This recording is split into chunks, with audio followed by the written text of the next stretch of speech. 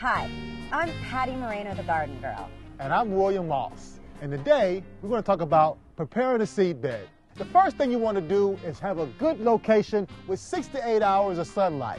And we've got that. It's March, and I just can't wait to get out in the garden right when it's turned spring and it gets a little bit warm enough to be outside without freezing. And the best thing to do right now is to prepare that bed for planting. Exactly. So the first thing we want to do is to start clearing some of the debris that's left from last year. I think this was a Three Sisters bed, if I'm correct. Yes. Right, so we got some old corn stalks and some old bean things. So we want to just clear out this garden debris now. Old plant tags, any of this stuff that's sitting around the garden, you don't want it in there at this point. We're not going to let this go to waste, though. We're going to take anything that we're pulling out right now and pop it immediately into our compost bin. We're going to let it work for us. So I had corn, beans, and squash in here. Okay. And it did really well. It was so fun. And it's just a great setup. Now, this soil has been compacting down all winter. And what I love doing first is just taking a pitchfork and loosening the soil. Why make it difficult on ourselves when we want to turn it? Let's loosen it up so that we can easily put that shovel in and turn the soil. Bring that soil from the bottom up to the top. What we're doing here is we're helping the soil stay nice and loose so the roots will be able to grow down and all throughout the soil. Got my pitchfork here too.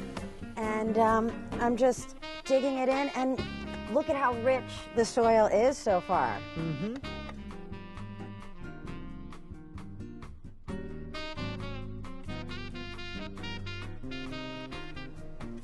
All right, so you're going to keep turning. Should I grab the shovel now? Sure. As a matter of fact, I'm going to go over here and start shoveling in some of this rabbit compost now. All right. Rabbit manure? Yeah. That's good stuff.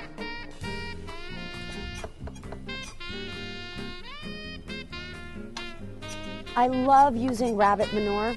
Obviously, for me, it's free because I've got rabbits, but you can basically apply it right away. You don't have to let it compost because it's not going to burn the roots of any of your plants or anything. It's just going to provide nutrients right away for them. Look at all those worms that we have in the compost. That is such a good sign that we've got some rich, nutrient-rich compost. You know, those worms have been helping break down the rabbit manure. They leave us rich worm castings, and that's a great fertilizer too. So any way you look at it, worms, if you see worms, that means you've got good soil.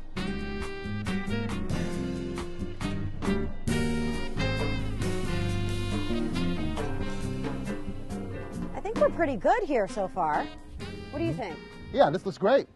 I think it's time for us to smooth everything out and grade it. All right. Now all we're trying to do is just smooth out the top of the surface so we can get a good seed to soil contact. This is looking really good. It looks great. All right, I think we're done. I think we've amended the soil, we've turned it, it's nice and fluffy, and this bed is ready for seeding. I'm William Moss. I'm Patty Moreno, the Garden Girl. And that's how you prepare a seed bed.